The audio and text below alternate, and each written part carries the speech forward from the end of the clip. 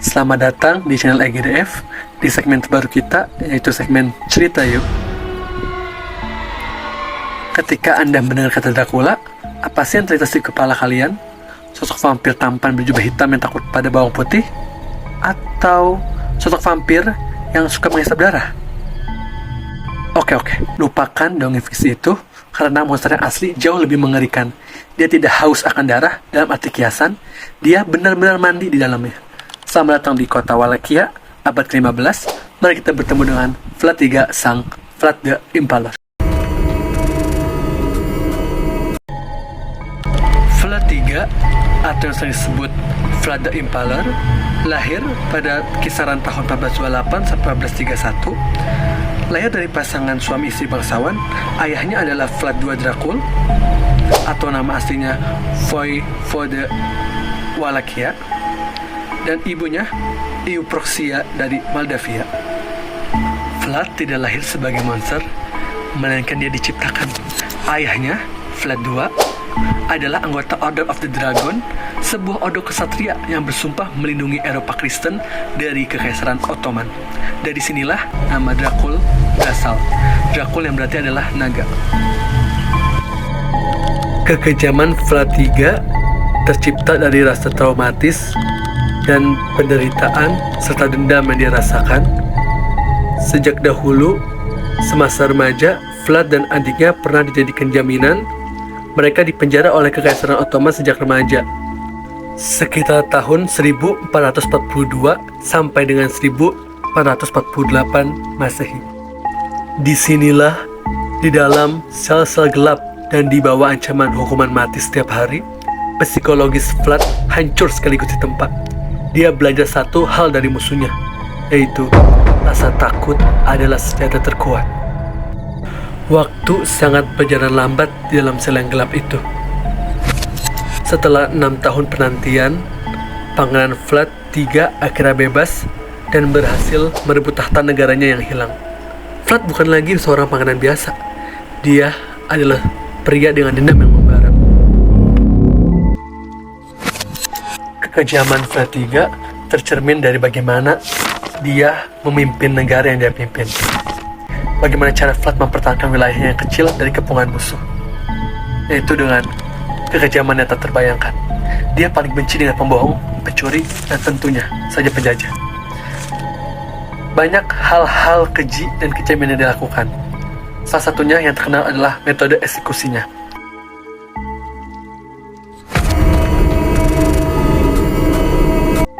Banyak sekali metode eksekusi yang sering dia lakukan. Salah satunya adalah metode eksekusi yang bernama impalement atau penyulaan. Bayangkan sebuah tiang kayu panjang yang ujungnya ditumpulkan, bukan ditajamkan. Kenapa? Agar saat tiang itu ditusukkan dari bawah tubuh hingga menembus bahu atau mulut, organ-organ vital korban tidak langsung hancur. Vlad ingin korbannya menderita. Mereka dibiarkan hidup tergantung di atas tiang, sekarat di bawah terik matahari selama berhari-hari, berteriak tanpa suara. Seperti yang pernah dicatatkan dalam salah satu catatan sejarah, pada suatu hari ada sebuah cangkir emas diletakkan di tengah alun-alun kota Wallachia agar semua orang bisa minum. Hebatnya, tidak ada satupun orang yang berani mencurinya. Bukan karena mereka jujur, tapi karena mereka tahu apa akibat jika membuat Vlad marah.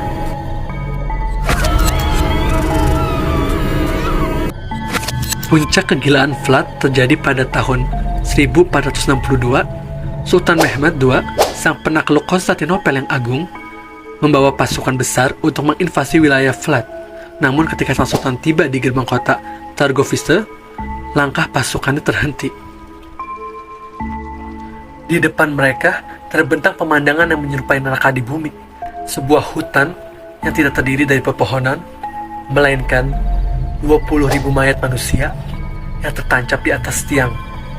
Prajurit, wanita, anak-anak ikut di dalamnya.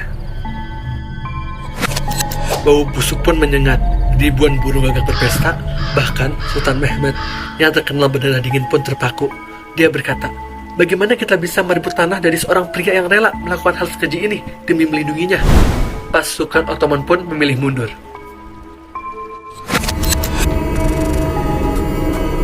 Selain peristiwa eksekusi itu, banyak peristiwa-peristiwa yang memperlihatkan kekejaman dari Flat 3. Di antaranya adalah: pertama, pembantaian kaum boyar. Untuk membersihkan korupsi dan memastikan kesetiaan, ia memusnahkan keluarga bangsawan boyar yang korup, seringkali menyiksa dan menyuruh keluarga mereka bekerja paksa hingga tewas. Kedua, pembakaran pengemis. Dalam satu insiden, ia mengundang seluruh pengemis dan orang miskin di Wallachia untuk makan bersama.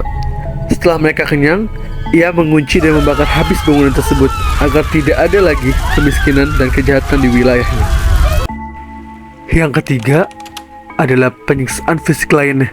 Catatan sejarah turut menyebutkan metode penyiksaan sadis lain, seperti menguliti kaki korban, memotong anggota tubuh, dan merebus orang hidup-hidup. Seperti roda yang terus berputar, Flat 3 pernah mengalami kekalahan, yaitu setelah peristiwa penyerangan malam yang terkenal di Targoviste pada Juni 1462. Flat 3 kehilangan dukungan dari para bangsawan boyar atau bangsawan lokalnya. Mereka lebih memilih mendukung adik Flat, yaitu Radu yang tampan, yang didukung penuh oleh Kesultanan Utsmaniyah atau Ottoman. Karena posisi kekuasaannya digeser oleh adiknya sendiri, Flat 3 terpaksa melarikan diri ke utara, melintasi pegunungan menuju wilayah Transilvania, dan mencari bantuan dari Raja Hungaria, Matthias Corvinus, untuk merebut kembali tahtanya. Tetapi, alih-alih mendapatkan bantuan tentara, Flat 3 justru dikhianati dan ditangkap oleh pasukan Raja Hungaria pada November 1462. Ia kemudian dipenjara selama bertahun-tahun di Visegrad. Setelah dibebaskan dari penjara di Hungaria pada tahun 1475, Flat 3 langsung kembali terjun ke dunia politik dan militer untuk merebut kekuasaannya. Pembebasan terjadi atas permintaan sepupunya Stephen III dari Moldavia yang membutuhkan bantuan militer untuk melawan kerajaan Ottoman. Ada beberapa hal-hal yang dilakukan saat setelah terbebas dari tahanan di Hungaria. Yang pertama, Flat 3 pindah ke agama Katolik.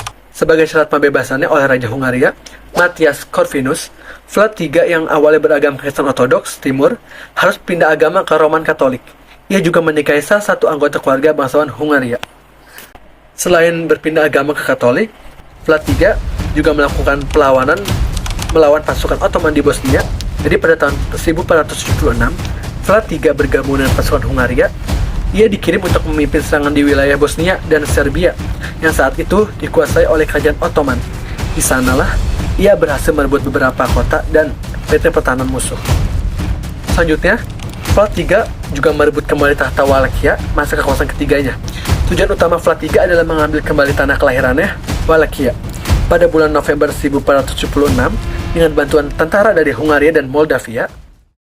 Seperti yang kalian tahu, roda akan terus berputar. Masa kejayaan Flat 3 setelah bebas sangat tersingkat. Hanya sekitar 2 bulan setelah menjadi penguasa kembali, pasukan Ottoman datang menyerang. Flat 3 akhirnya tewas dalam pertempuran dan kepalanya dipenggal untuk dipamerkan di Konstantinopel. Tapi namanya tidak pernah mati. Berabad-abad kemudian, Bram Stoker menggunakan reputasi kelamnya untuk menciptakan karakter fiksi yang paling terkenal di dunia, yaitu Dracula. Bagi dunia barat, Flat 3 adalah definisi monster nyata yang berjalan di bumi. Namun, bagi rakyat Romania saat itu, dia adalah pahlawan nasional yang menjaga tanah air mereka dengan tangan besi. Jadi, bagaimana menurut kalian? Apakah Vlad the Impaler adalah seorang pelindung yang terpaksa menjadi kejam? Atau dia memang monster yang menikmati setiap tetes darah korbannya? Coba, pikirkan itu saat Anda mematikan lampu malam ini.